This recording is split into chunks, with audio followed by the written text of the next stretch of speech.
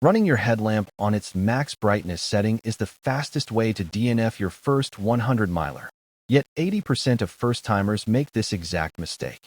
Manufacturers sell you on max lumens, but that number usually lasts for 30 minutes before dimming significantly.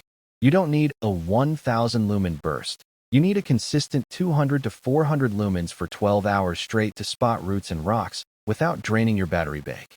But here is the twist that catches even experts off guard. Constant brightness isn't always the answer. In fog or rain, a high beam creates a white wall effect that blinds you, while manually switching modes breaks your running rhythm. This is why reactive lighting is the game changer. Comparing the top contenders, the Black Diamond Spot 400 is the budget king at $50 and 86G, perfect for 50K races.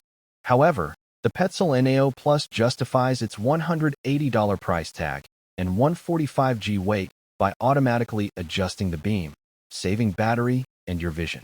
Before you buy, you need to calculate your darkness liability. Most runners underestimate this. If you are running a 100-miler in November, you are facing 14 hours of darkness. You must calculate spare batteries based on the medium setting, not the low setting. There is one final component that separates finishers from DNFs, the backup rule.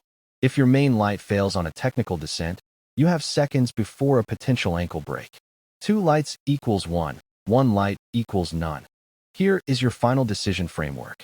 For non-technical 50Ks, save money with the Spot 400. For anything over 50 miles or technical terrain, the investment in the Petzl NAO Plus or Silva Trail Runner Free pays off in safety.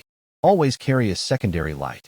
Don't let the dark end your race. Invest in consistent lumens, not marketing hype.